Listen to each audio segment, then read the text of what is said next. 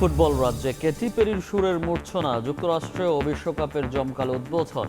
Canada পর্বে Nora ফাতেহির ঝলক, মঞ্চ মাতালেন বাংলাদেশি আমেরিকান সঞ্জয়।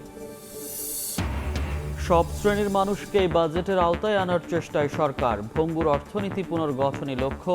সংবাদ সম্মেলনে অর্থমন্ত্রী। থাকবে না কোনো রাজনৈতিক হস্তক্ষেপ।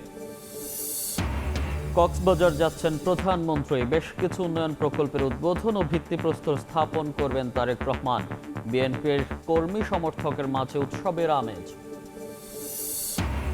পুশ ইন ঘিরে উত্তেজনার মধ্যে সীমান্ত হত্যা। মৌলভীবাজারে বিএসএফ এর গুলিতে যুবক নিহত। কুষ্টিয়া দিয়ে ঠেলে পাঠানোর চেষ্টা ব্যর্থ। অনিশ্চয়তা নিয়ে শূন্যরেখায় 12 জন। এবং মধ্যপ্রাচ্য সংকটের মাঝে জাপান, কোরিয়া ও হংকংয়ে জনশক্তি রফতানিতে আশার আলো। 3 পার্বত্য জেলা থেকে বাড়ছে কর্মী প্রেরণ। বাজার ধরে রাখতে প্রশিক্ষণের উদ্যোগ।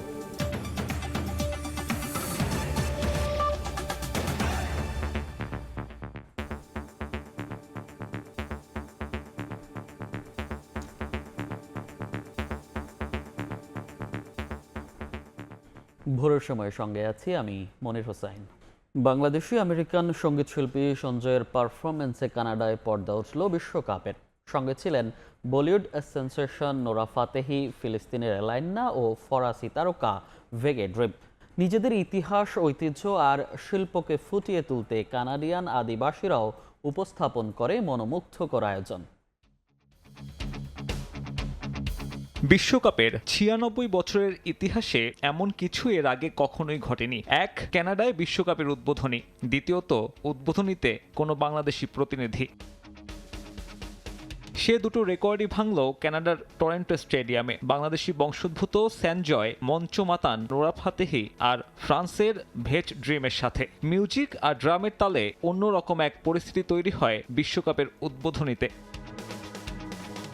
মেক্সিকোর মতো কানাডাতেও গুরুত্ব পায় আদিবাসী সংস্কৃতি। উইলিয়াম প্রিন্স শুরুটা করেন, এরপর নোরা ফাতেহি আর তারপরেই মঞ্চে ওঠেন সঞ্জয়। তাদের আউটফিটে প্রাধান্য পায় কানাডার পতাকার রং। আর বাংলাদেশি বংশোদ্ভূত মার্কিন ডিজের হাতে ছিল সুন্দরবনের রয়্যাল বেঙ্গল টাইগারের প্রতিচ্ছবি। নিজের শেকড় বিশ্বমঞ্চে এভাবেই তুলে ধরেন এই শিল্পী। মূলত দেশটার বহু সাংস্কৃতিক পরিচয়কে তুলে ধরতেই এমন আয়োজন। ছিল মুস, পোলার বিয়ার আর তিমির বিশাল মাস্কট।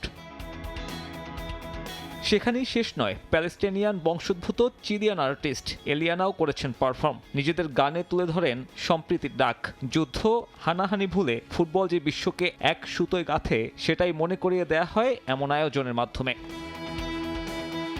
তবে আক্ষেপ বাড়িয়েছে টরন্টো স্টেডিয়ামের ফাঁকা আসন। গোটা গ্যালারি ভরেনি। একটা কারণ হতে পারে কানাডিয়ানদের ফুটবলের প্রতি আগ্রহের অভাব। আরেকটা কারণ ফিফা নির্ধারিত উচ্চ মূল্যের টিকিট। যদিও উদ্বোধনী আয়োজনের পরে ম্যাচ শুরু হতেই দর্শকে ভরে যায় গোটা গ্যালারি। সাব্বির মিথুন, সময় সংবাদ। বিশ্বকাপ ফুটবলের আয়োজন নিয়ে জানাতে যুক্তরাষ্ট্রের লস অ্যাঞ্জেলেস থেকে যোগ দিচ্ছেন সহকর্মী লস্কর আল মামুন। কানাডার টরন্টোতে আছেন রাশেদ লিমন। শুরুতেই কাজ যাচ্ছি রাশেদ লিমনের কাছে। এই মুহূর্তে আমি রয়েছি বিশ্বকাপের শহর টরন্টোর সিটির যে একদম বলা যায় নিউক্লিয়াস, টরন্টো সিটির প্রাণকেন্দ্র, সেটি হচ্ছে নাথান ফিলিপ স্কয়ার। এবং সেই নাথান ফিলিপ স্কয়ার যদি একটু দেখাতে চাই, এই মুহূর্তে কিন্তু ফুটবল উন্মাদনায় মেতে আছে এই পুরো এই চত্বরটি। এবং আমরা জানি আজকে কিন্তু যে টরন্টোর ম্যাচ ছিল, যেহেতু আসলে টরন্টো এই ম্যাচে আমরা দেখেছি যে একবার প্রথমার্ধে গোল খাবার পরে সেটি শোধ করে ম্যাচটি ড্র করেছেন। আমরা কিন্তু দেখেছি দর্শকরা, তাদের মধ্যে কিছুটা আক্ষেপ থাকলেও তারা কিন্তু বিষয়টি মেনে নিয়েছে। অন্তত একটি পয়েন্ট নিয়ে দল যে তাদের মাঠ ছেড়েছেন, বিশেষ করে পুরো 90 মিনিট এই কানাডা যে পরিমাণ আধিপত্য বিস্তার করে খেলেছে, এক কথায় বলতে গেলে যে আগে গোল হজম করলেও তারা বসনিয়া ও হার্জেগোভিনার সঙ্গে যে ডমিনেটিং ফুটবল খেলেছে, সেটি আসলে দর্শকদের মুগ্ধ করেছে। এবং তারা কিন্তু বারবারই বলেছেন যে এই অবস্থা বা এরকম যদি পুরো টুর্নামেন্ট জুড়ে বাকি যে ম্যাচগুলো রয়েছে রয়েছে সেখানে যদি খেলে তাহলে অবশ্যই ইতিহাস গড়তে পারে এই কানাডা, অর্থাৎ সেক্ষেত্রে পরবর্তী রাউন্ডে অর্থাৎ নকআউট পর্বে এই কানাডাকে তারা অবশ্যই দেখতে চাচ্ছে।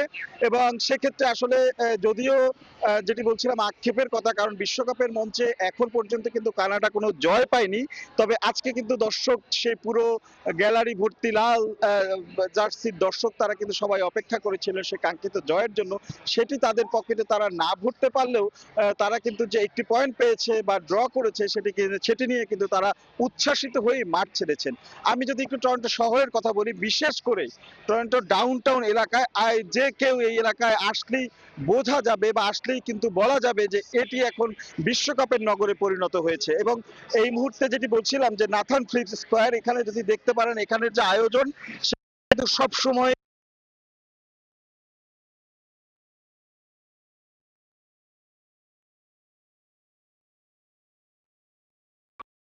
দর্শকের কিন্তু কোনো অভাব নেই। দর্শক কিন্তু প্রত্যেকটা গোলে হাততালি দিচ্ছে, চিয়ার আপ করছে। এখানেও কিন্তু অনেকেই আছেন যারা কিন্তু মাঠ থেকে সরাসরি এখানে এসেছেন, সরাসরি দর্শকের কিন্তু কোনো অভাব নেই। দর্শক কিন্তু প্রত্যেকটা গোলে হাততালি দিচ্ছে, চিয়ার আপ করছে। এখানেও কিন্তু অনেকেই আছেন যারা কিন্তু মাঠ থেকে সরাসরি এখানে এসেছেন, সরাসরি এখানে এসে তারা খেলা দেখছেন। ঠিক ওই পাশেই আমরা দেখছি বড় মঞ্চে, ওখানে কিন্তু আসলে যে ব্যবস্থাটি করা হয়েছে, অর্থাৎ বড় মঞ্চে বিশাল স্ক্রিনে, বড় পর্দায় খেলা দেখার ব্যবস্থা করা হয়েছে। যখন খেলা চলাকালীন সময় কিন্তু এখানে আসলে প্রত্যেকটি ম্যাচই সরাসরি সম্প্রচার করা হয়, সেখানে কিন্তু আসলে দর্শক কানায় কানায় ভরে যায়। এবং বিশেষ করে আজকে যেহেতু কানাডার খেলা ছিল, সেখানেও কিন্তু দর্শক ছিল এবং দর্শকের উপস্থিতিতে ভালোই ছিল। তো সবকিছু মিলে বলা যায় কানাডায় কিন্তু এখন ফুটবল উৎসবে মেতে উঠেছে। ঠিক একই অবস্থা বোধহয় মেক্সিকো এবং যুক্তরাষ্ট্র, তেমনি যুক্তরাষ্ট্রের লস অ্যাঞ্জেলে রয়েছে সহকর্মী লস্কর আল মামুন। সেখানকার অবস্থা জানবো তার কাছ থেকে। মামুন। ইতিহাসের সর্ববৃহৎ ফুটবল বিশ্বকাপের সবশেষ উদ্বোধনী অনুষ্ঠান শুরু হচ্ছে এই যুক্তরাষ্ট্রের লস অ্যাঞ্জেলেস স্টেডিয়ামে, এবং এরই মধ্যে সেই উদ্বোধনী পর্বের আনুষ্ঠানিকতা শুরু হয়েছে। এই উদ্বোধনী অনুষ্ঠানের পরপরই স্বাগতিক যুক্তরাষ্ট্র প্রথমবারের মতো অভিষেক ম্যাচে প্যারাগুয়ের বিপক্ষে খেলতে নামবে, অর্থাৎ 90 মিনিটের মতো প্রায় উদ্বোধনী অনুষ্ঠান অনুষ্ঠিত হবে। তারপরে এই প্রথম ম্যাচে স্বাগতিক যুক্তরাষ্ট্র তাদের প্রথম পরাশক্তি যে রয়েছে প্যারাগুয়ে, তার মোকাবেলা করবেন। আমি এখানে আজকে স্থানীয় সময় দুপুর 12টা থেকে স্টেডিয়ামে রয়েছি। আমি যেটি দেখেছি সেটি হচ্ছে মার্কিন যুক্তরাষ্ট্রের এই লস অ্যাঞ্জেলেস স্টেডিয়াম যেন মার্কিনীদের দখলে। ইউএসএ স্লোগানে মুখরিত স্টেডিয়ামের ভেতর এবং বাইরে, এবং এটি দেখে মনে হচ্ছে যে যুক্তরাষ্ট্রের এই মুহূর্তের লস অ্যাঞ্জেলেসটি যেন মার্কিন নাগরিকদের অর্থাৎ যুক্তরাষ্ট্রের সমর্থকদের দখলে রয়েছে। তারা কিন্তু লাল সাদা জার্সি পরে নিজ দলকে সাপোর্ট করার জন্য সেই দুপুর থেকে 4 থেকে 5 ঘন্টা ধরে লাইনে দাঁড়িয়ে তারা খেলা দেখার জন্য অপেক্ষা করছে। এরই মধ্যে অনেকেই ভেতরে প্রবেশ করেছেন, যারা এখনও ভেতরে প্রবেশ করতে পারেননি তারা আপনারা দেখতে পাচ্ছেন পেছনের লাইনে তারা দাঁড়িয়ে রয়েছে। দীর্ঘ লাইন, দীর্ঘ এই উৎসব। ফুটবল মানেই উন্মাদনা, ফুটবল মানেই যে উত্তেজনা, তার একটি চির প্রমাণ, তার একটি জ্বলন্ত প্রমাণ আজকে এই লস অ্যাঞ্জেলেস আমরা লক্ষ্য করেছি। লস অ্যাঞ্জেলেসের এই যে স্টেডিয়ামটি, সেটি পৃথিবীর সবচেয়ে ব্যয়বহুল স্টেডিয়াম, সেটি পৃথিবীর সবচেয়ে বিলাসবহুল স্টেডিয়াম, এবং এই স্টেডিয়ামে একসঙ্গে 70,000 দর্শক বসে খেলা উপভোগ করতে পারবে। তবে আমার যেটি মনে হয়েছে ইউএসএ এবং আজকের এই খেলায় তারা জয়লাভ করবে, এবং সেটি কিন্তু তাদের সমর্থকদের দাবি যে আজকের প্রথম ম্যাচে ইউএসএ একটি জয় দিয়ে তাদের অভিযান শুরু করবে বিশ্বকাপ মিশনের, এবং এটি তাদের একটি সুযোগ। এবারের বিশ্বকাপের আয়োজক হিসাবে মার্কিন যুক্তরাষ্ট্র তাদের জয় দিয়ে এই বিশ্বকাপের জয়যাত্রা শুরু করতে চায়, এমনটি প্রত্যাশা এখানকার দর্শক এবং যুক্তরাষ্ট্রের সমর্থকদের। অপরদিকে প্যারাগুয়েরও কিছু সমর্থক আমাদের চোখে পড়েছে, তবে সেটি কিন্তু যুক্তরাষ্ট্রের সমর্থকদের তুলনায় অনেক বেশি কম। এবং লক্ষ্য করা গেছে যে আমি যতটুকু জেনেছি, হয়তোবা যুক্তরাষ্ট্রের যে আজকের স্টেডিয়াম লস অ্যাঞ্জেলেস স্টেডিয়াম, এই স্টেডিয়ামটির নামকরণ ছিল স্থানীয় ভাষায় সোফাই স্টেডিয়াম, তবে ফিফা এবার এই স্টেডিয়ামটির নামকরণ, আঞ্চলিক নামকরণটিকে পরিবর্তন করে এটিকে লস অ্যাঞ্জেলেস স্টেডিয়াম নামকরণ করেছে। তাই এটি এখন লস অ্যাঞ্জেলেস স্টেডিয়াম হিসাবে পূর্ণতা পেয়েছে। যুক্তরাষ্ট্রের সামনে যে আজকে সুযোগ রয়েছে ডি গ্রুপের প্রথম ম্যাচে প্যারাগুয়েকে হারিয়ে তাদের প্রথম অভিষেক ম্যাচে তাদের জয় দিয়ে শুরু করতে চায় বিশ্বকাপ মিশন এবং সেক্ষেত্রে যে যুক্তরাষ্ট্রের নামি দামি যে তারকারা রয়েছে সে পুলসি এবং আমাদের যে নতুন তারকা রয়েছে টাইলর অ্যাডামস সহ যে সমস্ত তারকা খেলোয়াড় রয়েছে তারা যদি ঝলসে ওঠে, তারা যদি তাদের ছন্দে খেলা ফিরে পায়, তাহলে নিঃসন্দেহে বলা চলে যে মার্কিন যুক্তরাষ্ট্র আজকে তাদের প্রথম ম্যাচে প্যারাগুয়েকে হারিয়ে তারা প্রথম এই যে গ্রুপ পর্বের খেলায় তারা একটি শুভ সূচনা করতে পারবে। অপরদিকে বলে রাখি যে প্যারাগুয়ে 16 বছর পরে তারা বিশ্বকাপে আবার ফিরেছে, তবে তারাও কিন্তু চেষ্টা করবে মার্কিন যুক্তরাষ্ট্রের অর্থাৎ স্বাগতিক মার্কিন যুক্তরাষ্ট্রকে একটি চরম প্রতিশোধ নেওয়ার জন্য, অর্থাৎ যুক্তরাষ্ট্রকে হারাতে কিংবা একটি ড্র করে পয়েন্ট ছিনিয়ে নেওয়ার চেষ্টা কিন্তু তারা করবে, সেই চেষ্টা কিন্তু তাদের রয়েছে। আমি যখন কথা বলছিলাম সেই মুহূর্তে স্টেডিয়ামের ভিতরে জমকালো যে উৎসব উদ্বোধনী অনুষ্ঠান, সেই উদ্বোধনী অনুষ্ঠান শুরু হয়েছে এবং সেই উদ্বোধনী অনুষ্ঠানে বিশ্বের সবচেয়ে পপ তারকা নামি দামি শিল্পীরা পরিবেশন করবে এবং সেই শিল্পীদের পরিবেশনার মনোমুগ্ধকর পরিবেশনা, বর্ণাঢ্য পরিবেশনা পরে অর্থাৎ সঙ্গীত পরিবেশনার পরে প্রায় 90 মিনিট ধরে যে উদ্বোধনী অনুষ্ঠান হবে তার মধ্যে রয়েছে একটি ডিজিটাল লাইট শো অর্থাৎ আলোকসজ্জা বর্ণিল আলোকসজ্জার মাধ্যমে যুক্তরাষ্ট্রের এই যে উদ্বোধনী অনুষ্ঠান অর্থাৎ শেষ উদ্বোধনী অনুষ্ঠান। আমরা জানি, আপনারা জানেন যে যুক্তরাষ্ট্র, কানাডা এবং মেক্সিকো তিনটি দেশ একযোগে এবারের বিশ্বকাপ আয়োজন করেছে। সর্ববৃহৎ এই বিশ্বকাপের আয়োজক দেশ হিসাবে সবশেষে যুক্তরাষ্ট্র কিন্তু এখন সেই উদ্বোধনী পর্বটি শুরু হয়েছে। আমরা এখন অপেক্ষা থাকব যুক্তরাষ্ট্র ও প্যারাগুয়ের যে ম্যাচ, সেই ম্যাচ শুরু হবে অল্প সময়ের মধ্যেই, বাংলাদেশ সময় সকাল 7টায়, এখানকার স্থানীয় সময় সন্ধ্যা 6টায়। সেই ম্যাচের ফলাফল কি হয় সেই তা দেখার অপেক্ষায় থেকে এই ছিল আমার কাছে মার্কিন যুক্তরাষ্ট্রের লস অ্যাঞ্জেলেসের অর্থাৎ যুক্তরাষ্ট্রের যে উদ্বোধনী পর্ব, সেই উদ্বোধনী পর্বের সবশেষ আমার কাছে থাকা সবশেষ।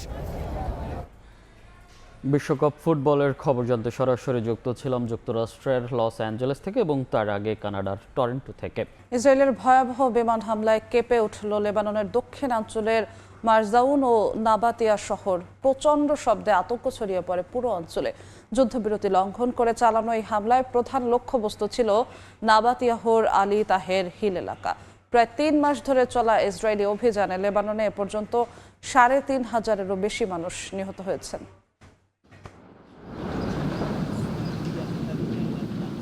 লেবাননের রাষ্ট্রীয় সংবাদ সংস্থা এনএনএ জানিয়েছে শুক্রবার সন্ধ্যায় দক্ষিণাঞ্চলীয় মারজাউন ও নাবাতিয়া শহরে 42 সেকেন্ড স্থায়ী এক নজিরবিহীন ও তীব্র হামলা চালায় ইসরায়েলি বাহিনী। প্রত্যক্ষদর্শীদের মতে শক্তিশালী বোমার বিস্ফোরণে পুরো এলাকা কেঁপে ওঠে এবং বিস্তীর্ণ অঞ্চল জুড়ে তীব্র ভূকম্পন অনুভূত হয়। প্রাথমিক তথ্যানুযায়ী নাবাতিয়া শহরের আলী তাহের হিল এবং এর পার্শ্ববর্তী সামরিক স্থাপনাগুলোকে লক্ষ্য করে এই হামলা চালানো হয়। গত 17 এপ্রিল ঘোষিত এবং আগামী জুলাইয়ের শুরু পর্যন্ত বর্ধিত যুদ্ধবিরতি চুক্তিকে বৃদ্ধাঙ্গুলি দেখিয়ে দক্ষিণ লেবাননে অগ্রযাত্রা অব্যাহত রেখেছে ইসরায়েলি সেনারা। গত মার্চ থেকে শুরু হওয়া এই নতুন দফার আগ্রাসনে লেবাননে এ পর্যন্ত 3,700 জনেরও বেশি মানুষের মৃত্যু হয়েছে, যার মধ্যে বেশিরভাগই বেসামরিক নাগরিক। এছাড়া আহত হয়েছেন 11,400 জনেরও বেশি মানুষ এবং ঘরবাড়ি ছেড়ে পালিয়েছেন প্রায় 10 লাখ বাসিন্দা। 2000 সালে লেবানন থেকে সেনা প্রত্যাহারের পর এবারের অভিযানেই ইসরায়েলি বাহিনী দেশের ভেতরে সবচেয়ে দীর্ঘ অর্থাৎ প্রায় 10 কিলোমিটার পর্যন্ত গভীরে অনুপ্রবেশ ঘটিয়েছে। 2023 ও 24 সালের পূর্ববর্তী যুদ্ধের সময় দখল করা এলাকার বাইরেও নতুন নতুন কৌশলগত অঞ্চল নিজেদের নিয়ন্ত্রণে নিতে মরিয়া তেল আবিব। ক্রমাগত এই বিমান হামলা ও স্থল অভিযানের কারণে সীমান্ত সংলগ্ন গ্রাম ও শহরগুলো এখন সম্পূর্ণ ধ্বংসস্তূপে পরিণত হচ্ছে। নাদিম মারজান, সময় সংবাদ। গাজায় যুদ্ধবিরতি মানছে না ইসরায়েল। প্রতিদিনই নৃশংসতা চালিয়ে যাচ্ছে নেতানিয়াহু বাহিনী। এবার এক রাতেই 13 ফিলিস্তিনিকে হত্যা করলো তারা। এ নিয়ে যুদ্ধবিরতি চুক্তির পর থেকে এ পর্যন্ত নিহত হয়েছেন 1000-এর বেশি মানুষ। যুদ্ধবিরতির শর্ত ভেঙে গাজার সিংহভাগ অঞ্চলের নিয়ন্ত্রণ নিজেদের হাতে তুলে নিচ্ছে ইসরায়েল। কথিত যুদ্ধবিরতির আড়ালে গাজা ইসরায়েলি হামলা এখন নিত্যদিনের নির্মম বাস্তবতা। সম্প্রতি আল মাওয়াসি বাস্তুচ্যুত শিবিরে নিজ তাঁবুর সামনে সকালে কফি খাওয়ার সময় ক্ষেপণাস্ত্র হামলায় প্রাণ হারান এক ফিলিস্তিনি। ইসরায়েল তাকে সশস্ত্র গোষ্ঠীর সদস্য দাবি করলেও প্রত্যক্ষদর্শীরা বলছেন মানবিক অঞ্চল নিয়ে ঘোষিত ওই জনাকীর্ণ ক্যাম্পে কোনো সামরিক তৎপরতাই ছিল না। একই দিনে দেইর আল বালাতে এক কিশোর সহ বেশ কয়েকজন জেলে এবং নুসাইরাতের কাছে আরও কয়েকজন নৌবাহিনীর সদস্যকে আকাশ থেকে বোমা মেরে হত্যা করা হয়েছে। চুক্তির শর্ত অনুযায়ী ইসরায়েলি সেনাদের গাজা থেকে ধাপে ধাপে পিছু হটার কথা থাকলেও বাস্তবে তারা ভূখণ্ডটির আরও গভীরে জেঁকে বসছে। তথাকথিত ইয়েলো লাইন বা বিভাজন রেখা সম্প্রসারণ করে এরই মধ্যে গাজার অর্ধেকেরও বেশি এলাকার নিয়ন্ত্রণ নিয়ে নিয়েছে নেতানিয়াহু সরকার। এমনকি আরও বাড়াতে সামরিক বাহিনীকে নির্দেশ দেওয়া হয়েছে। প্রতিরক্ষা বিশ্লেষকদের মতে গাজার লাখ লাখ বাসিন্দার মানবিক দায়িত্ব না নিয়ে শুধু কৌশলগত নিরাপদ অঞ্চল তৈরি এবং গাজাকে ফিলিস্তিনি শূন্য করার দীর্ঘমেয়াদী নীলনকশা বাস্তবায়ন করছে ইসরায়েল। হামলা আর উচ্ছেদের পাশাপাশি গাজাবাসীকে ধীরগতির মৃত্যুর দিকে ঠেলে দিতে ত্রাণের গাড়ি আটকে রাখাকে অস্ত্র হিসেবে ব্যবহার করছে ইসরায়েল। যুদ্ধবিরতির চুক্তি অনুযায়ী প্রতিদিন যেখানে কয়েকশো ট্রাক ত্রাণ ঢোকার কথা সেখানে যাচ্ছে তার অর্ধেকেরও কম। তাই বেশিরভাগ মানুষ এখন ক্ষুধার্ত। ধ্বংসস্তূপের নিচে পৌঁছে যাওয়া লাশ আর ভেঙে পড়া পয় নিষ্কাশন ব্যবস্থার কারণে বেশিরভাগ আশ্রয় শিবিরে ইঁদুর ও চর্মরোগের মহামারী দেখা দিয়েছে। অন্যদিকে দখলকৃত পশ্চিম তীরে একের পর এক ফিলিস্তিনি গ্রামে ঢুকে নতুন করে তাণ্ডব ও উগ্র হামলা শুরু করেছে ইসরায়েলি অবৈধ বসতি স্থাপনকারীরা। রামাল্লার উত্তর পশ্চিমে দেইর আবু মিশাল গ্রামে লাঠি, ছুরি ও ধারালো অস্ত্র নিয়ে ফিলিস্তিনি বাসিন্দাদের উপর অতর্কিত হামলা চালায় অবৈধ স্থাপনকারীরা। এতে বেশ কয়েকজন গুরুতর আহত হন। নাদিম মারজান, সময় সংবাদ। বিশ্বকাপ ফুটবলের আয়োজন নিয়ে জানাতে যুক্তরাষ্ট্রের নিউ জার্সি থেকে যুক্ত হচ্ছেন সহকর্মী সাজিদ মুস্তাহিদ, এস এম ইকবাল ও হাসানুজ্জামান সাকি। যাচ্ছি তাদের কাছে।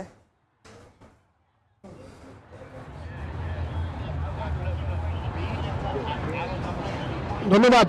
আমি এই মুহূর্তে রয়েছি নিউ ইয়র্কে।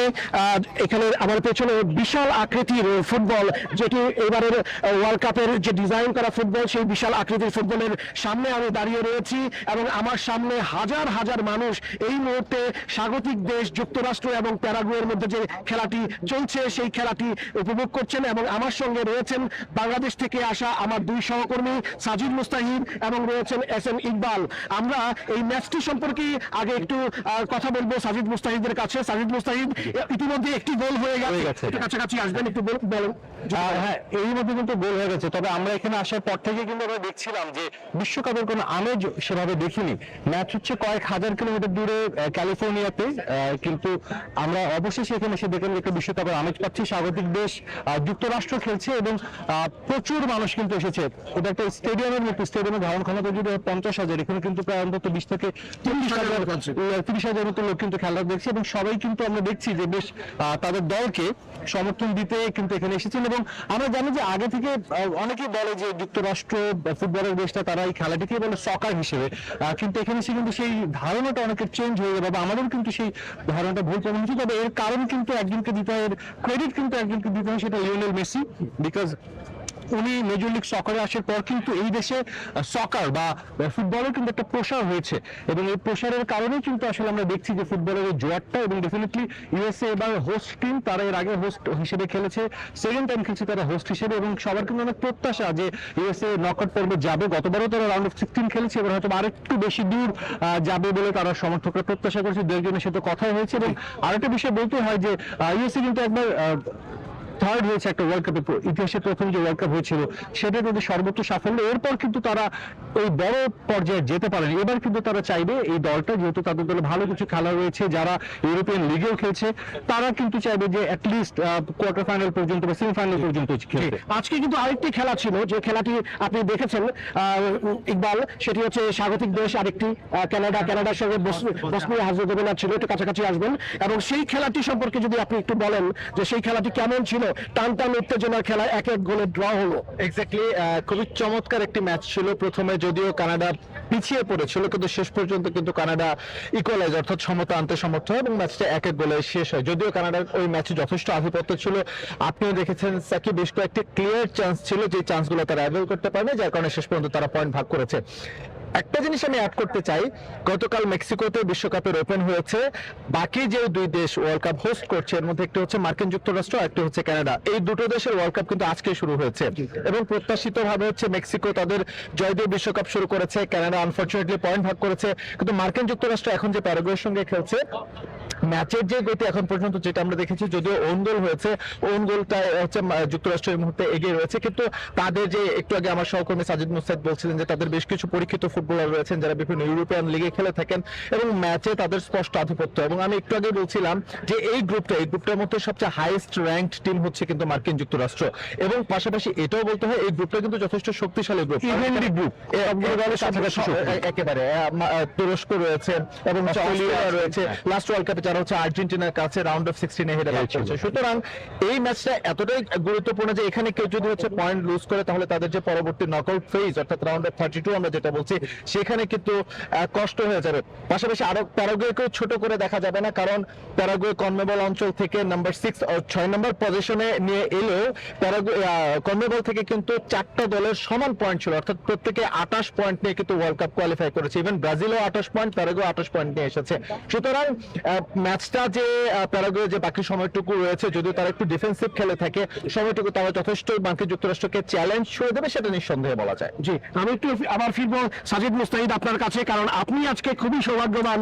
আজকে আপনি ব্রাজিল এবং মরক্কো দুইটি দলেরই যে আজকে ম্যাচের আগে যে প্রেস কনফারেন্স ছিল সেই প্রেস কনফারেন্সটি আপনি কভার করেছেন ইতিমধ্যেই আপনার মাধ্যমে এবং সময় টেলিভিশনের মাধ্যমে দর্শকরা সেটি দেখেছেন। একটু বলবেন সেই অভিজ্ঞতাগুলো কেমন ছিল, কারণ আপনি অনেক ব্রাজিলের অনেক সাবেক বিখ্যাত ফুটবলার এবং সাবেক অধিনায়কদেরকে বিশ্বকাপ জয়ী অধিনায়ককে আপনি দেখেছেন। একটু আপনার অভিজ্ঞতা যদি দর্শকদের কাছে শেয়ার করেন। ডেনিলসনের সঙ্গে দেখা হয়েছিল, আলেকজান্ডার পাপও ছিল সেখানে। ডেনিলসন কিন্তু 2002 ওয়ার্ল্ড কাপ জয়ী ফুটবলার এবং উনি যখন ওখানে এসেছেন আমি দেখেছি অনেক বয়স্ক যে সাংবাদিকরা ছিলেন ব্রাজিলের, যারা আসলে হয়তো অনেক আগে থেকে বিশ্বকাপ কভার করছেন, তারা সবাইকে চেনেন এবং তারা বেশ হাত দিচ্ছিলেন, তারা জড়িয়ে ধরছিলেন এবং তাদের পর্তুগিজ ভাষা তো খুব একটা বুঝি না, কিন্তু তাদের বডি ল্যাঙ্গুয়েজ দেখে মনে হচ্ছিল যে আসলে এবার তারা স্বপ্ন দেখছে যে ভালো কিছু হবে। এবং ডেনিলসন কিন্তু অনেককেই বলছিলেন যে তারা আসলে এই দলটার অনেক আশাবাদী বিকজ অফ কার্লো আনচেলত্তি। আমি ডেনিলসন চলে যাওয়ার পর কয়েকজন সাংবাদিকের সাথে কথা বললাম, সে আমার সঙ্গে কথা বলছে, বাট ইংলিশে সে বলেছে যে আমি দুর্বল, তেমন কিছু বলতে পারেন, তবে বাংলাদেশি সমর্থকদের কিন্তু সে ভালোবাসা জানিয়েছে খুব অভিনব ভাবে সে উদ্দেশ্য করে বাংলাদেশের দর্শকদেরকে শুভেচ্ছা জানিয়েছে। এক্স্যাক্টলি। তো এরপরে যখন ব্রাজিল সাংবাদিকদের কাছে জানতে চাইলেন যে ডেনিলসন তাদেরকে তাদের ল্যাঙ্গুয়েজে কি বললো, কার্লো আনচেলত্তির ভূয়সী প্রশংসা করেছেন। কার্লো আনচেলত্তি আমরা জানি যে ক্লাব ফুটবলে পরীক্ষিত একজন কোচ, অজস্র ট্রফি জিতেছেন। এই প্রথমবারের মতো তিনি কিন্তু ওয়ার্ল্ড কাপে কোনো দলের কোচ এবং কোনো দলকে ন্যাশনাল টিমকে তিনি কোচিং করিয়েছেন এবং তিনি বেশ কিছুটা রোমাঞ্চিত ছিলেন যে কালকে প্রথম ম্যাচে মাঠে নামবে ব্রাজিল এবং তারও বিশ্বকাপে অভিষেক হচ্ছে। সব মিলিয়ে আসলে একটা ভালো অভিজ্ঞতা ছিল। ইকবাল, নেইমার নিয়ে একটি শঙ্কা আছে এবং জানাই গেছে যে নেইমার ম্যাচে খেলতে পারছেন না। তো আপনার কাছে কি মনে হয় নেইমারহীন ব্রাজিল কতটুকু জ্বলে উঠতে পারবে? একটু কাছাকাছি। এক্স্যাক্টলি, নেইমারবিহীন ব্রাজিল যে জ্বলে উঠবে না আমি এটা বিশ্বাস করি না, কারণ ব্রাজিলের যে সেটআপে কার্লো আনচেলত্তি, নেইমার কিন্তু গেল 2-2.5 বছর হচ্ছে ব্রাজিল এই টিমটার সঙ্গে 3 বছর এই টিমটার সঙ্গে ছিল না। সুতরাং নেইমারবিহীন ব্রাজিল লাস্ট কার্লো আনচেলত্তি লাস্টে 3টা ফ্রেন্ডলি ম্যাচে কিন্তু জয় তুলতে সক্ষম হয়েছে কার্লো আনচেলত্তির অধীনে। আপনি বলতে পারেন যে ফ্রান্স ম্যাচটা হেরে গিয়েছে, ওকে ঠিক আছে, কিন্তু কার্লো আনচেলত্তি দল গোছানোর জন্য আমার সহকর্মী সাজিদ মুস্তাহিদ যেটা বলেছিলেন যে ব্রাজিলের ফুটবল হিস্ট্রিতে প্রথমবারের মতো কোনো ইউরোপিয়ান কোচ বা নন ব্রাজিলিয়ান কোনো কোচ নেই, তারা হচ্ছে ওয়ার্ল্ড কাপে বিশ্বকাপে এসেছে, সেটা কার্লো আনচেলত্তি বলেই সম্ভব। এবং যে ফুটবলাররা খেলছে, আমি একটু আগে একটা রিপোর্টও করেছি এটা নিয়ে যে তাদের যে অ্যাটাকিং থার্ড যে ফরমেশনে তারা দল সাজানোর প্ল্যান করছে 4-2-3-1, অর্থাৎ সবার সামনে হচ্ছে আপনার ম্যাথিয়াস কুনিয়া, যে তাকে ঘিরে কিন্তু মূল আক্রমণটা তারা সাজাচ্ছে। আমরা জানি রিয়াল মাদ্রিদে যখন ভিনি লেফট উইং এ খেলে থাকেন দুর্দান্ত, এবং রাফিনিয়া হচ্ছে রাইট উইং এ। বার্সেলোনাকে মোটামুটি বলা যেতে পারে এই লাস্ট সিজনটা দুর্দান্ত কাটিয়েছেন। মাঝখানে পাকেতা আছে, পরীক্ষিত সব ফুটবলার রয়েছে, তাদের সঙ্গে মাস্টার ক্লাস একজন কোচ রয়েছে। সুতরাং মরক্কোকে যে তারা প্রথম ম্যাচে চ্যালেঞ্জ ছুড়ে দেবে সেটা নিঃসন্দেহে বলা যায়, যদিও মরক্কোর সঙ্গে লাস্ট ম্যাচটা কিন্তু ব্রাজিল 2-1 ব্যবধানে হেরে গিয়েছিল, সেটা ফ্রেন্ডলি ম্যাচ ছিল। এই মরক্কো দুর্দান্ত দল, গেল বিশ্বকাপের হচ্ছে সেমিফাইনালিস্ট, জাস্ট আরেকটু ভালো খেলে হয়তো ফ্রান্সকে তারা হারিয়ে হচ্ছে ফাইনালে যাওয়ার একটা পসিবিলিটি তৈরি করেছিল। সুতরাং প্রথম ম্যাচটা, ব্রাজিলের প্রথম ম্যাচটা, প্রথম ওপেনারটা হচ্ছে হাড্ডাহাড্ডি একটা ম্যাচ হবে, এটা নিঃসন্দেহে বলা যায়। একই সঙ্গে যারা ফুটবল ভক্ত আছে, নিঃসন্দেহে ফুটবল ভক্তদের জন্য একটা উপভোগ্য ম্যাচ হবে বলে প্রত্যাশা রাখা যায়। আপনি দেখেছেন যে আজকে খুব অল্প সময়ের জন্য 15 মিনিটের জন্য সেখানে মরিস টাউনের যে এলাকাটিতে ব্রাজিলের দলটি প্র্যাকটিস করছে, অনুশীলন করছে, সেখানে কিন্তু আজকেও কিন্তু নেইমারকে দেখা যায়নি। এবং আপনার কি মনে হয় যে নেইমার কি পরের যে ম্যাচ হচ্ছে সেটিতে কি উনি অংশ নিতে পারেন? এটাও বলতে হয় যে ব্রাজিলিয়ান সাংবাদিকরা, তাদের কাছ থেকে আমি ইনফরমেশনটা পেয়েছি। আজকে কিন্তু প্রেস কনফারেন্সে কার্লো আনচেলত্তি বলেছেন যে নেইমার নেক্সট উইকে ট্রেনিং এ ফিরবেন। নেক্সট উইকটা কবে, আপনার নেক্সট উইক বলতে এক্স্যাক্টলি কোনো ডেট বলেনি, বলেছেন in a few days. In a few days বলতে কিন্তু 2-3 দিন বোঝায়, 4-5 দিনও বোঝায়। সো একটা ধোঁয়াশা কিন্তু রয়েছে এবং ব্রাজিলিয়ান সাংবাদিকরা যেটা ধারণা করছেন নেইমার পরের ম্যাচটা হয়তো মিস করবেন, কারণ তার ব্যাখ্যাটা তারা এভাবে দিয়েছেন, নেইমার এখনো মাঠে নামেননি, ঘাসে নামে কিন্তু প্র্যাকটিস করছে না, তিনি সাইক্লিং করছেন, অন্যান্য ফিটনেসের কাজ করছেন। সো ঘাসে নামার পর অ্যাটলিস্ট 3-4 দিন কিন্তু একটা প্র্যাকটিস সেশন দরকার। যখন আপনি বিশ্বকাপের ম্যাচ খেলছেন, 2023 অক্টোবরে লাস্ট খেলেছেন নেইমার, এরপর 32 মাস পর আবার জাতীয় দলে নামার একটা সুযোগ রয়েছে এবং নেইমারও নিশ্চয়ই চাইবেন না। তারা আমরা জানি যে প্রত্যেক ওয়ার্ল্ড কাপেই 2014, 18 ওয়ার্ল্ড কাপে তার কোনো ইনজুরি হয়নি, 22 এবং এবার 26 প্রত্যেকটা ওয়ার্ল্ড কাপে কিন্তু তার একটা ইনজুরি ছিল এবং এই ইনজুরির জন্য কিন্তু ব্রাজিল দলকে ভর্তি হয়েছেন এবং ব্রাজিলের দল ভোগার কারণে নেইমারও কিন্তু তার প্রত্যাশার মতো খেলতে পারেননি। সো এইবার যেহেতু শুরুতে নেইমার ইনজুরি নিয়ে এসেছেন, তিনি চাইবেন না যে ইনজুরি আবার মাঠে নামতে, পুরোপুরি ফিট হয়ে খেলতে চাইবেন এবং যেহেতু এবার ওয়ার্ল্ড কাপটা একটু বড়, একটা ম্যাচ বেশি রয়েছে, আমার মনে হয় নেইমার সেকেন্ড ম্যাচও পাওয়া যাবে না, গ্রুপ পর্বের থার্ড ম্যাচ থেকে হয়তো নেইমারকে পাওয়া যাবে। আমি যদি সুমিত বল আপনাকে বলি যে এইবারে বিশ্বকাপে আপনার বিবেচনায় ফেভারিট দল কোনগুলো? ফেভারিট দল হচ্ছে আসলে কেবল বিশ্বকাপ শুরু হলে এখনই এটা বলা যায়। ফেভারিট অলওয়েজ আর্জেন্টিনা, আমরা জানি। বর্তমান বিশ্ব চ্যাম্পিয়ন যারা, তাদেরকে অবশ্যই ফেভারিটের তালিকা আপনাকে রাখতে হবে। তারপরেও যদি টপ ফেভারিটের কথা বলি তাহলে সবার আগে হয়তো ফ্রান্সের নাম আসবে, একই সঙ্গে হচ্ছে আপনার স্পেনের কথা আসবে। ইনফ্যাক্ট ইংল্যান্ড দুর্দান্ত ব্যালেন্সড একটা টিম, তাদের কোচেরও আলাদা করে প্রশংসা করতে হয়, থমাস টুচেল। একই সঙ্গে পর্তুগালের কথা বলি, পর্তুগাল দুর্দান্ত। তবে সবকিছু যদি বলি, কেন যেন মনে হচ্ছে এই মার্কিন বিশ্বকাপে আর্জেন্টিনার ভালো করার একটা চান্স আমি দেখছি। জি, দর্শক আপনারা দেখছেন যে আর্জেন্টিনাকে ফেভারিট রাখছেন এবং আর্জেন্টিনার ভক্ত উনি ব্যক্তিগতভাবে একজন, কিন্তু উনি কিন্তু পরে আছেন ব্রাজিলের জার্সি। তো আমরা আসলে আগামীকালকে যেহেতু ব্রাজিলের খেলা, সেই জন্য আমাদের দুই সহকর্মী বাংলাদেশ থেকে এসেছেন, তারা ব্রাজিলের জার্সি পরেছেন। কানসাসে যে আর্জেন্টিনার খেলা হবে সেদিন এই দুজনকে অবশ্যই সেখানে আর্জেন্টিনার জার্সিতেও আপনারা দেখতে পাবেন। আমরা নিরপেক্ষভাবে এবং আদ্যপান্ত এই দুই সহকর্মী বাংলাদেশ থেকে এসেছেন। আমি রয়েছি নিউ ইয়র্কে, হাসানুজ্জামান সাকি। আমাদের আরো দুই সহকর্মী রয়েছেন ক্যালিফোর্নিয়া লস অ্যাঞ্জেলেসে লস্কর আল মামুন এবং কানাডার টরন্টোতে রাশেদ লিমন। আমরা সবাই মিলে এই ফুটবল বিশ্বকাপের আদ্যপান্ত সময় সংবাদের দর্শকদেরকে তুলে ধরছি। আপনারা বিশ্বকাপের প্রতিটি খবর দেখার জন্য সময় টেলিভিশনের পর্দায় চোখ রাখুন। এখন এই পর্যায়ে আপনাদের কাছ থেকে বিদায় নিচ্ছি, ফিরে যাচ্ছি স্টুডিওতে। যুক্তরাষ্ট্রের নিউ জার্সি থেকে বিশ্বকাপের খবর জানাতে যুক্ত হয়েছিলেন সহকর্মী সাজিদ মুস্তাহিদ, এস.এম. ইকবাল ও হাসানুজ্জামান সাকি। এবার অন্য প্রসঙ্গ, ইউক্রেন রাশিয়া সীমান্তে পাল্টাপাল্টি ড্রোন ও ক্ষেপণাস্ত্র হামলায় 3 জন নিহত হয়েছেন। ইউক্রেনের লজিস্টিক লকডাউন ও দূরপাল্লার নিষেধাজ্ঞার কৌশলে বিপর্যস্ত রুশ সামরিক সরবরাহ লাইন। মে মাসের রেকর্ড পরিমাণ ভূখণ্ড পুনরুদ্ধারের পরিসংখ্যানে পুতিন বাহিনীকে কোণঠাসা করেছে কিয়েভ। একদিকে তীব্র জ্বালানি সংকট, অন্যদিকে সৈন্য ঘাটতিতে ক্রিমিয়া সহ একাধিক ফ্রন্টে পিছু হটতে শুরু করেছে রাশিয়া। সীমান্তের ওপার থেকে ধেয়ে আসা একের পর এক ড্রোন ও গোলার আঘাতে কেঁপে উঠল রাশিয়া ও ইউক্রেনের বিস্তীর্ণ অঞ্চল।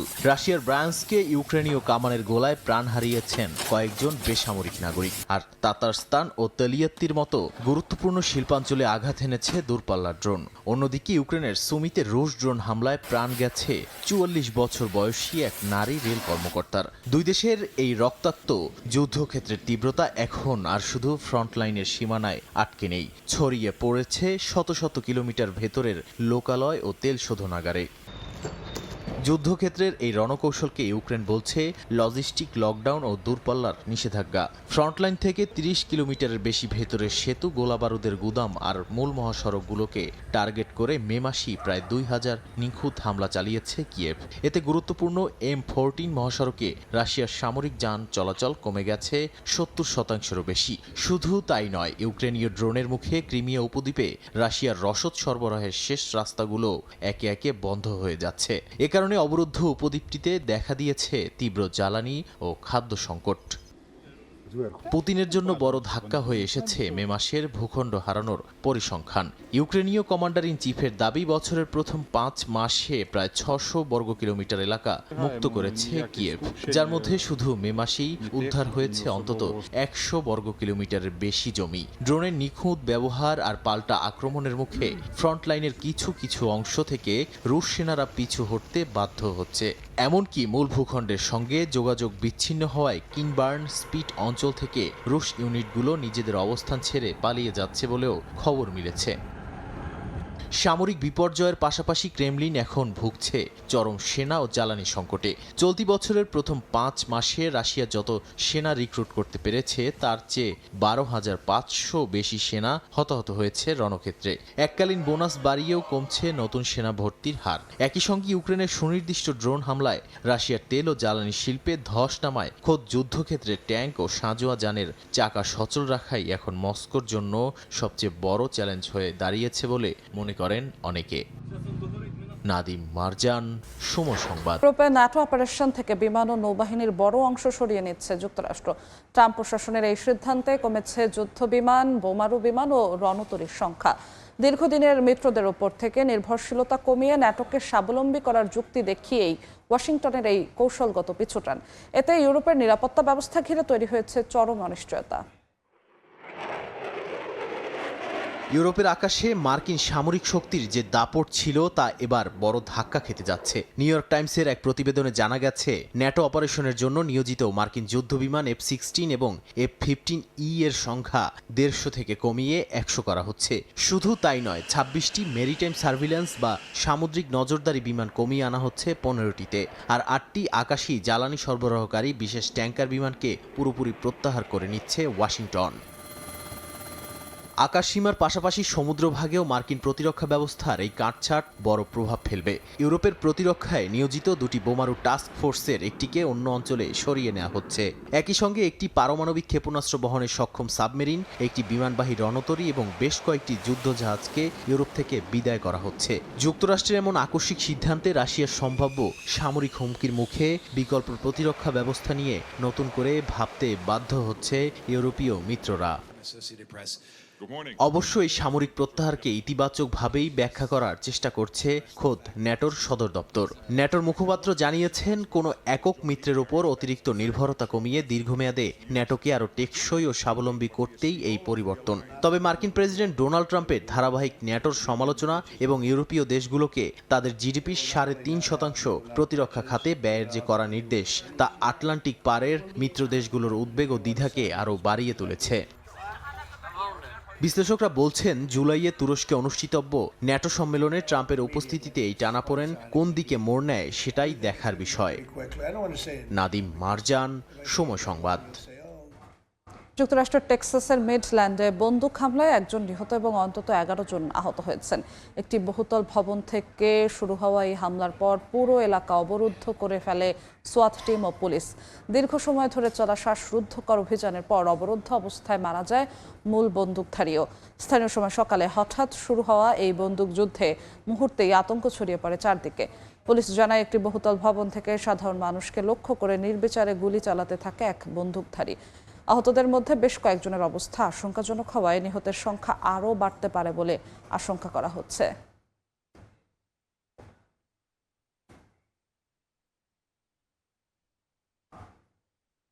আগামীতে এনসিপি সরকার গঠন করবে বলে আশা জানিয়েছেন এনসিপি নেতা ও সংসদ সদস্য হাসনাত আব্দুল্লাহ। শুক্রবার স্থানীয় সময় বিকেলে লন্ডনের আলতাব আলী পার্কে অবস্থিত শহীদ মিনারে পুষ্পস্তবক অর্পণ করেন তিনি। বলেন, দেশের উন্নয়ন, সংস্কার ও গণতান্ত্রিক রূপান্তরে প্রবাসীদের অভিজ্ঞতা ও দক্ষতাকে কাজে লাগাতে চায় তার দল। এই লক্ষ্যেই বিশ্বজুড়ে প্রবাসী বাংলাদেশিদের সংগঠিত করছে এনসিপি। পরে স্থানীয় প্রবাসীদের সঙ্গে দেশের বর্তমান রাজনৈতিক পরিস্থিতি নিয়ে মতবিনিময় করেন Hasnat Abdullah.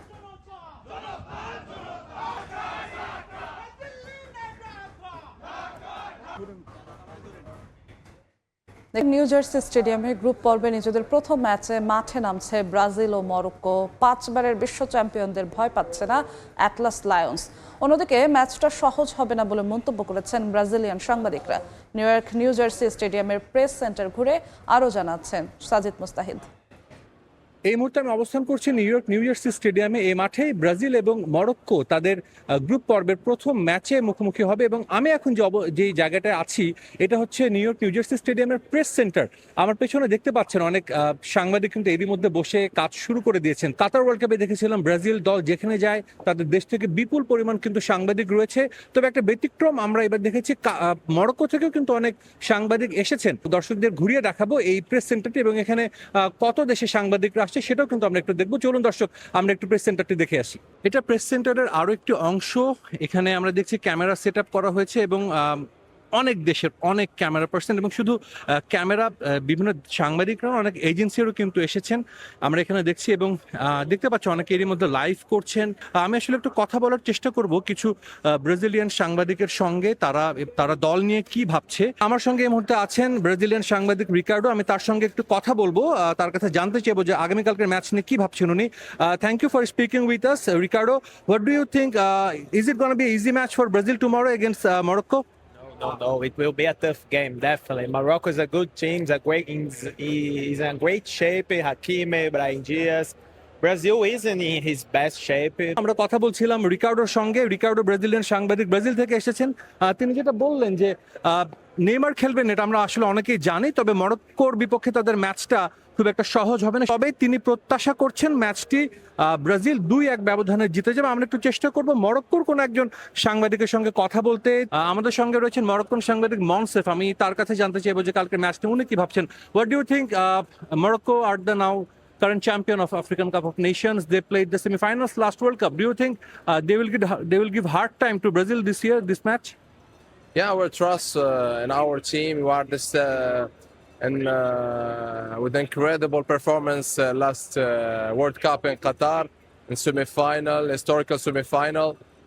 We have some big players like Ashraf Hakimi, like Bono, like a very strong squad. Thank you so much. আমাদের সঙ্গে কথা বলছিলেন মরক্কোর একজন সাংবাদিক। তিনি বলছেন যে তারা ভালো করছে ধারাবাহিকভাবে এবং এই ধারাবাহিকতার কিন্তু তাদের স্বপ্ন দেখাচ্ছে যে হয়তো ব্রাজিলের বিপক্ষে একটা তারা আপসেট ঘটাবেন এবং প্রথম ম্যাচটা তারা জয় দিয়ে শুরু করতে পারবেন। ব্রাজিল এবং মরক্কোর সাংবাদিকরা কিন্তু কেউ কারোর সঙ্গে কথা বলছেন না।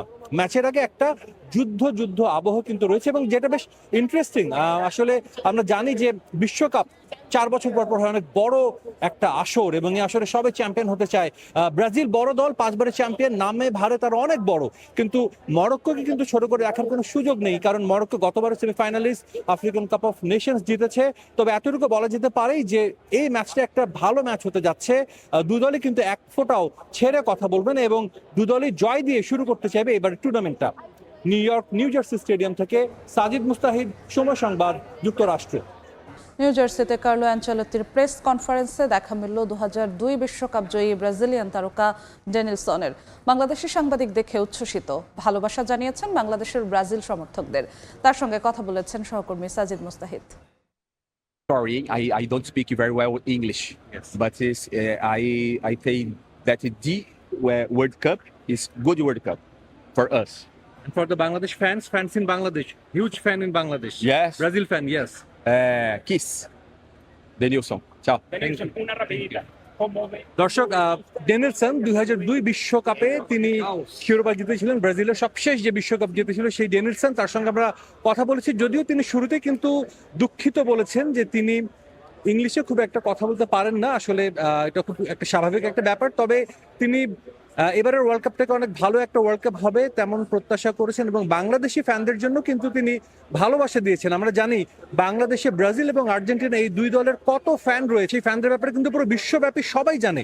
এবং আজকে যখন প্রেস সেন্টারে আমি এসেছি অনেকের সঙ্গে কথা হচ্ছে, তারা যখন জানতে পেরেছেন যে আমি বাংলাদেশ থেকে এসেছি, তারা কিন্তু সবাই বাংলাদেশের যে ফুটবল ফ্যান রয়েছে তাদের এই ফুটবল বিশ্বকাপ বা ব্রাজিল আর্জেন্টিনা নিয়ে যে উন্মাদনা, সেটার কিন্তু সবাই প্রশংসা করেছেন এবং সবাই বলেছেন যে বাংলাদেশিদের এই ফুটবল ভালোবাসা একদিন বাংলাদেশকেও নিশ্চয়ই ভালো একটা জায়গায় নিয়ে যাবে। আমাদেরও কিন্তু প্রত্যাশা সেটাই থাকবে যে বাংলাদেশে যে ফুটবল নিয়ে এত উন্মাদনা বিশ্বকাপ আসলে আমরা দেখি, সে বাংলাদেশে নিশ্চয়ই একদিন বিশ্বমঞ্চে প্রতিনিধিত্ব করবে।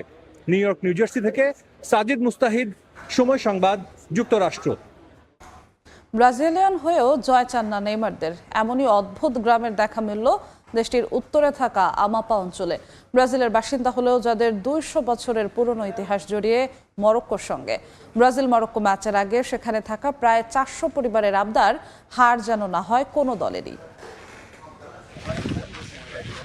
মরক্কো চ্যালেঞ্জ দিয়ে হেক্সা মিশন শুরু করতে যাচ্ছে 5 বারের বিশ্ব চ্যাম্পিয়নরা। 24 বছর শিরোপা খরায় থাকা দলটি মরিয়া প্রথম ম্যাচেই জয় তুলে নিতে, কারণ শুরুর আত্মবিশ্বাস গোটা আসরে রসদ হবে রাফিনিয়া, ভিনিসিয়াসদের। দেশটির সমর্থকরাও চেয়ে আছে অ্যাটলাস লায়ন্সদের হারিয়ে গিয়ার আপ করে রাখতে। মরক্কোকে হারাতে যুক্তরাষ্ট্রের নিউ জার্সি মরিস টাউনশিপে কলম্বিয়া পার্কে বেস ক্যাম্প করেছে সেলেসাওরা। বিশ্বকাপে নিজেদের প্রথম ম্যাচে জয়ের আগে সেখানে নিজেদের ভুল ত্রুটি শুধরে নিয়েছে ভিনি, ক্যাসেমিরোরা। প্রস্তুতি আর দেশের মানুষের সমর্থন যখন পাশে আছে ব্রাজিলের, তখন নিজ দেশেই ভিন্ন চিত্র দেখতে হচ্ছে তাদের। উত্তর ব্রাজিলের আমাপা গ্রামের বাসিন্দারা চাচ্ছেন না মরক্কোর বিপক্ষে ব্রাজিলের জয়, কারণ ব্রাজিলে বসবাস কিংবা জন্ম হলেও তাদের পূর্বপুরুষদের ফেলে আসা স্মৃতি, ইতিহাস, ঐতিহ্য এখনো জায়গা করে আছে তাদের হৃদয়ে। 1800 শতকের দিকে আরব ভূমিতে যুদ্ধ চালায় পর্তুগিজরা। মুর ও খ্রিস্টানদের মধ্যকার সেই যুদ্ধে আঘাত হানে মরক্কোর পর্তুগিজ উপনিবেশে, যে যুদ্ধে প্রাণের হুমকি আসে মাজাগাঁও গ্রামের মানুষের। জীবন বাঁচাতে উত্তর আফ্রিকা থেকে আটলান্টিকের মতো দীর্ঘ পথ পাড়ি দেন সেই গ্রামের অভিবাসীরা, যে যাত্রায় দীর্ঘ সমুদ্র পাড়ি দিয়েছে প্রায় 400 পরিবার। পরবর্তীতে ব্রাজিলের অ্যামাজনে বসতি স্থাপন করেন এবং সেখানে জন্ম হয় নতুন এক মাজাগাঁও গ্রামের, যে কারণে নিজেদের নারীর টান এখনো ভুলতে পারেনি তারা। ব্রাজিলে বসবাস করলেও মরক্কোর প্রতি ভালোবাসা তাদের হৃদয়ে। আমি চাইবো খেলাটা ড্র হোক। কোনো দলের বিপক্ষে গোল নিয়েই আমি দুশ্চিন্তা করতে চাই না। প্রতিটি গোলই দর্শকদের উল্লাসে মাতিয়ে তুলবে, কারণ মরক্কোর সঙ্গে আমাদের সম্পর্ক 200 বছরের পুরনো। সর্বশেষ আদমশুমারি অনুযায়ী গ্রামটিতে 8000-এর অধিবাসী রয়েছে। জিহাদুল হাসান, সময় সংবাদ। ফুটবল বিশ্বকাপের জ্বরে কাঁপছে পুরো দেশ। শুক্রবার জেলায় জেলায় হয়েছে সমর্থকদের বর্ণাঢ্য শোভাযাত্রা। অনুষ্ঠিত হয়েছে আর্জেন্টিনা ব্রাজিল সমর্থকদের প্রীতি ম্যাচও। প্রিয় দলকে নিয়ে উন্মাদনার মধ্য দিয়ে ফুটে উঠছে বাঙালির ফুটবল প্রেম।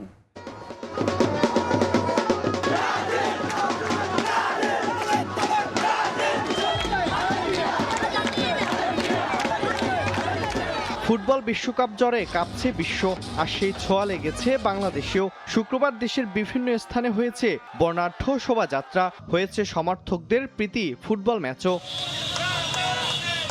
বিশ্বকাপের উন্মাদনার আমেজ ছড়িয়ে পড়েছে কীর্তনখোলার পারে। আকাশে নীল আর হলুদে রঙিন বরিশাল, ভবনের ছাদ থেকে সড়ক সবখানেই প্রিয় দলের পতাকা। হয় বর্ণিল মোটর শোভাযাত্রা, উৎসবে বড়দের সঙ্গে অংশ নেয় ছোটরাও। আমরা ভাই খুবই উৎফুল্ল খেলা নিয়ে, আমরা এখন কিছু বলতে চাই না, আমরা খেলায় দেখাই দেব। এবার বিশ্বকাপ মেসির হাতেই উঠবে। রংপুরে বের হয় ব্রাজিল সমর্থকদের বিশাল মিছিল। 500 ফুট পতাকা, ব্যানার, ফেস্টুন আর বাঁশির শব্দে মুখরিত হয় পুরো এলাকা। বাংলাদেশেও ব্রাজিলের অনেক কড়া সমর্থক আছে, আমরা হেক্সা মিশন সম্পূর্ণ করব। বিশ্বকাপ ফুটবলের মহা উৎসবে মাতোয়ারা রাজশাহী। প্রিয় দলের প্রতি সমর্থন ও ফুটবল প্রেমীদের মধ্যে সম্প্রীতির বার্তা দিতে অনুষ্ঠিত হয় সব দলের সমর্থকদের নিয়ে মোটরসাইকেল র্যালি। চির প্রতিদ্বন্দ্বী দলের সমর্থকরা সব বৈরিতা ভুলে উৎসবের আমেজ নিয়ে ঘুরে নগরীর এ প্রান্ত থেকে ও প্রান্তে। এখানে শুধু ব্রাজিল আর্জেন্টিনা না, এখানে সব দলের 48টা দলেরই সমর্থক আছে।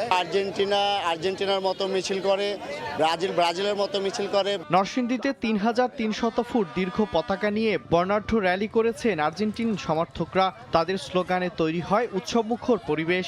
মেসি বস পায়ের জাদু দেখিয়ে সুন্দর একটি কাপ আমাদেরকে উপহার দেবে। ফ্যামিলিকে নিয়ে ঘুরতে এসেছি, বাচ্চাকে দেখাতে এসেছি স্পেশালি। চায়ের দেশে ব্রাজিলিয়ানদের ব্যাপক উচ্ছ্বাস। শ্রীমঙ্গলে বৈরী আবহাওয়া উপেক্ষা করে বর্ণাঢ্য র্যালি ও মোটর শোভাযাত্রা বের করেন ব্রাজিল সমর্থকরা। তাদের আশা, ক্রীড়া নৈপুণ্যের দল ব্রাজিল এবার ছিনিয়ে নেবে বিশ্বকাপ।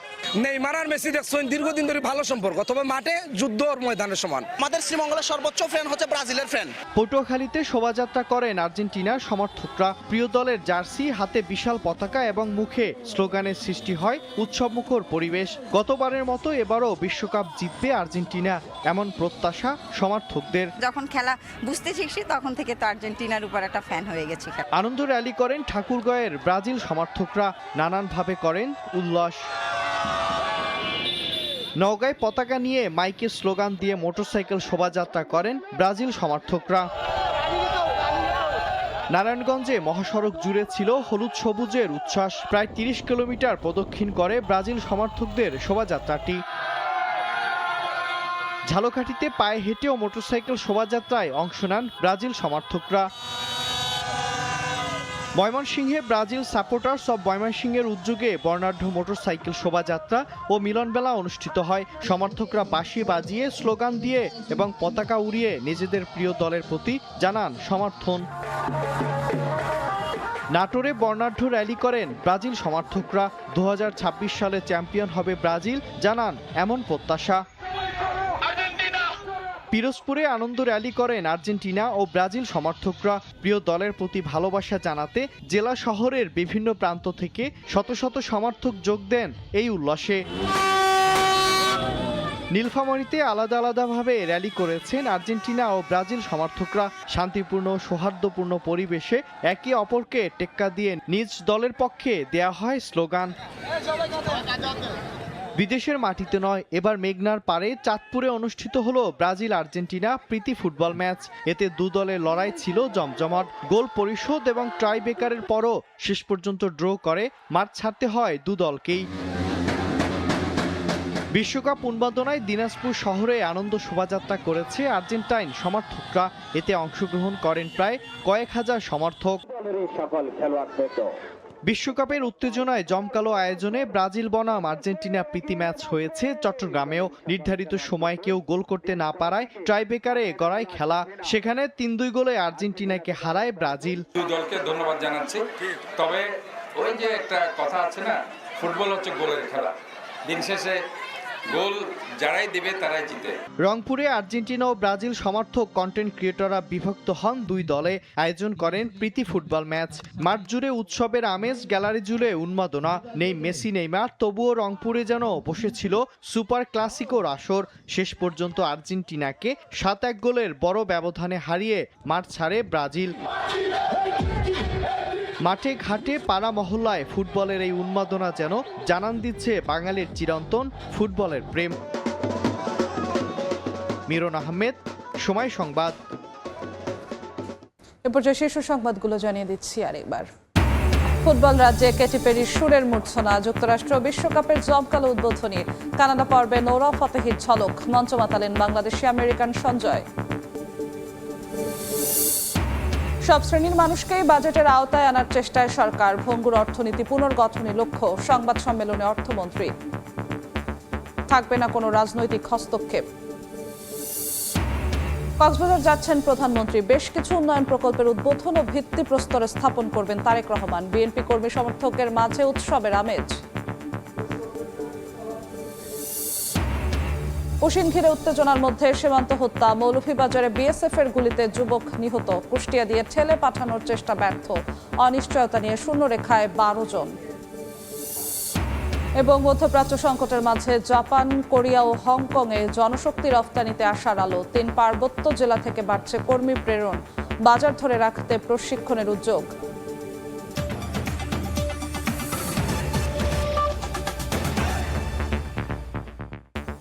এই ছিল ভোরের সময়। দর্শক, বিশ্বকাপ ফুটবলের মহাযজ্ঞ সরাসরি সম্প্রচার করছে সময় টেলিভিশন। দেখতে চোখ রাখুন সময়ের পর্দায়। এরপর সকালের সময় সঙ্গে থাকবেন সহকর্মী রোজা চৌধুরী। ধন্যবাদ যশোয়া। সকালের সময় নিয়ে আসছি কিছুক্ষণ পর। সঙ্গে থাকুন সময়।